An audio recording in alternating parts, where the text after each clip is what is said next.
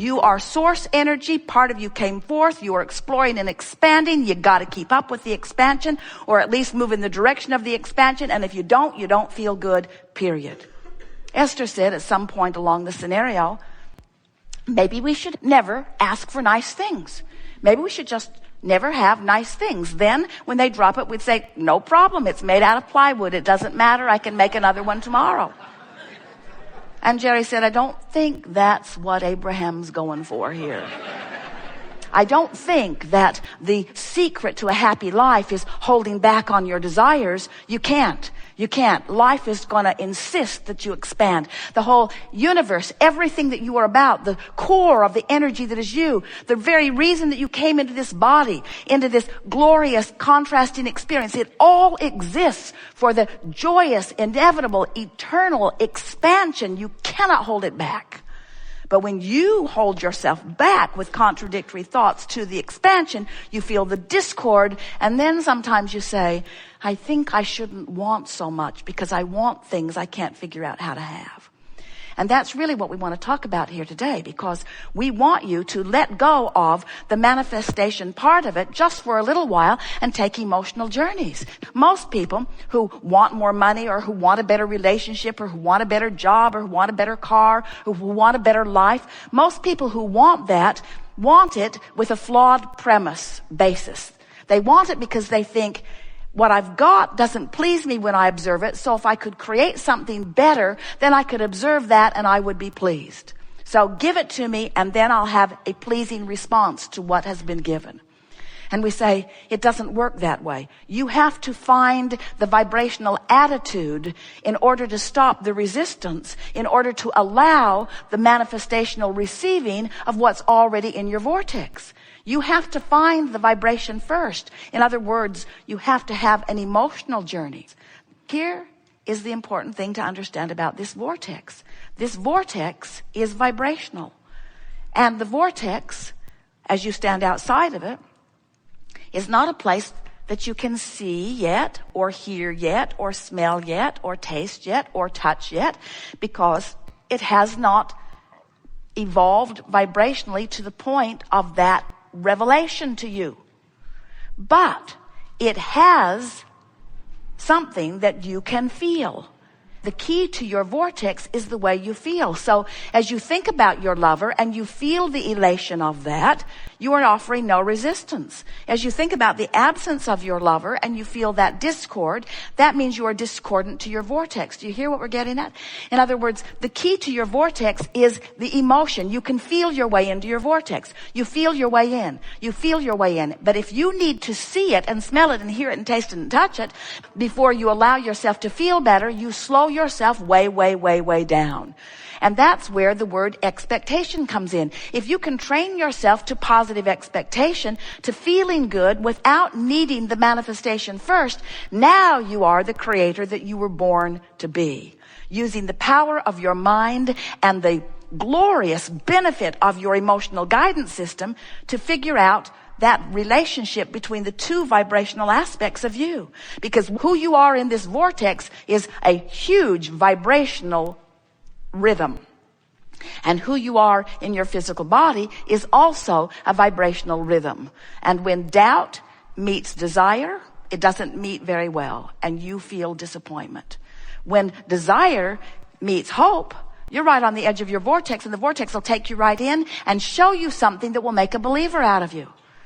Now, we want you to feel this vortex, and we know, talking to physical friends who are used to seeing and hearing and smelling and tasting and touching about this vortex that you can't see and hear and smell and taste and touch, we know it borders on what you want to call fairy tales, but we've seen your other books, and you're good with fairy tales. In other words, anyone who's trying to explain the non-physical realm to physical beings.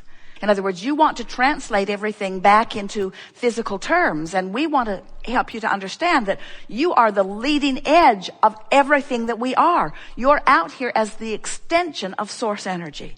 And when you stand here outside the vortex and demand that you see the culmination of what you want, before you adjust your vibration, you are asking the impossible, because law of attraction is consistent always. Deliberate creating means you know you're expanding and you're making an effort to go with it. And when you do, life is full and fast and fun and delicious and invigorating. You feel the passion of your being flowing through you because you feel the fullness of who you are focused in you. To see the world through the eyes of Source, to live in this physical body in sync with the energy of who you are, and feel Source flowing through you, having the conversation in the elevator, having the conversation in the restaurant, having the conversation with your children or grandchildren, having a conversation with your lover. When you are in tune with the Source that is you, and you are letting the whole of you be present in this moment, that is deliberate creation, and that is the art of allowing, and that is who you were born to be, and that's what we want to talk about here today.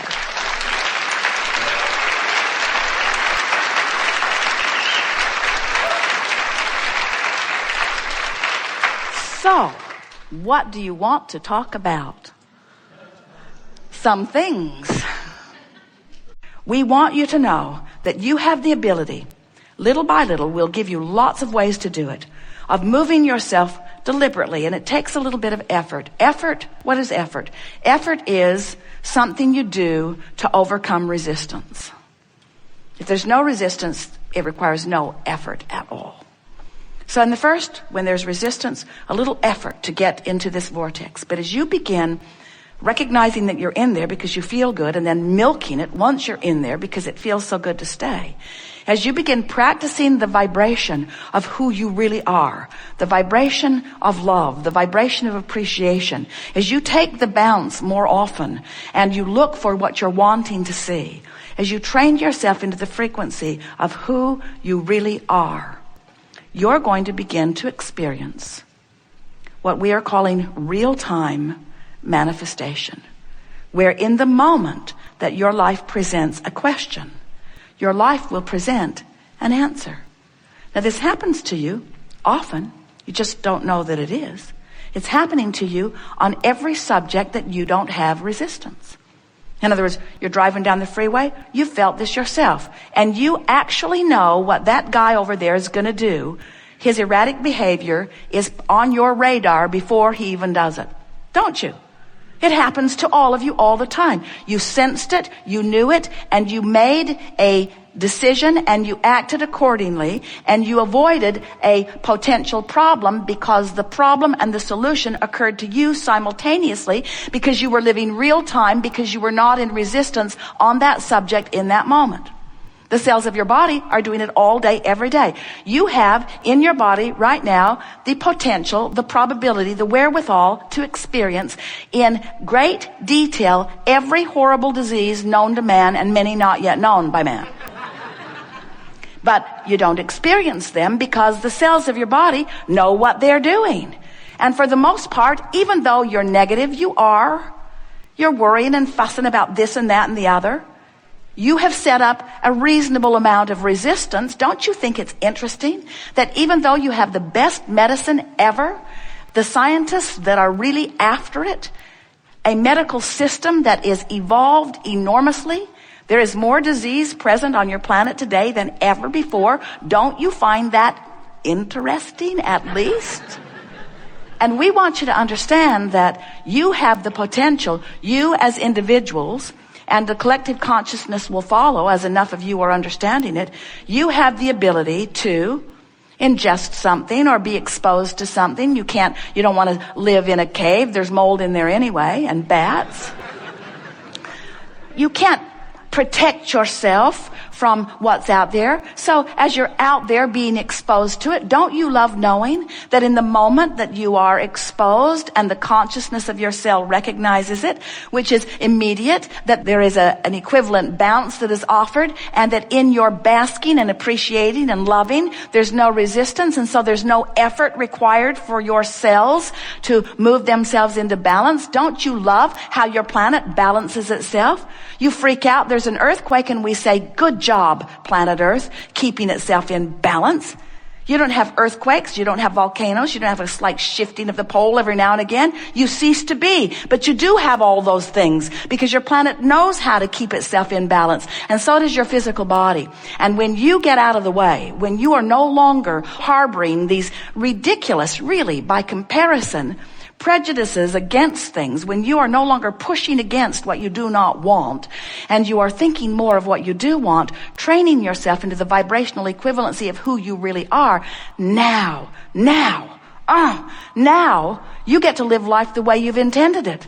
You're in that place where in your alignment, in your vortex of creation, other cooperative components who think like you and desire like you and know like you are gathered, and together you cooperatively take thought beyond that which it has been before.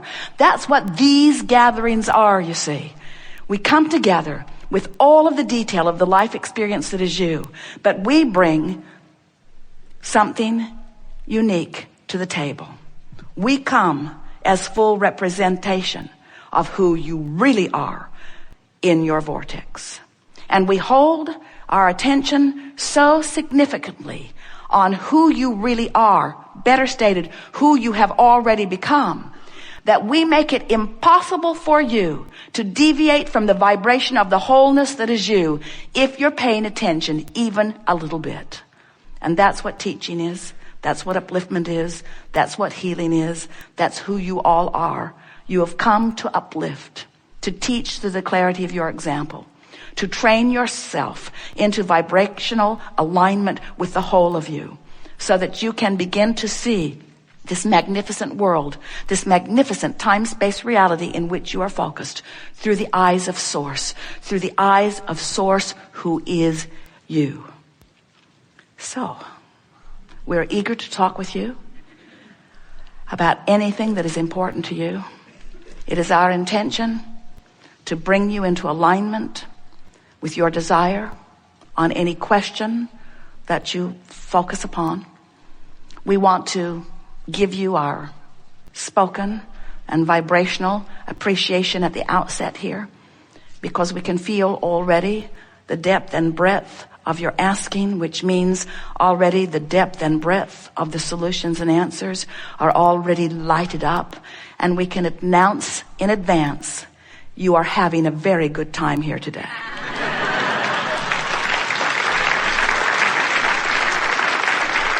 We have enjoyed this interaction more than words can convey. You are a leading edge crowd in a leading edge time and space, exploring the variety of your life and causing an expansion of the universe for which the larger non-physical part of you feels utter and complete appreciation for.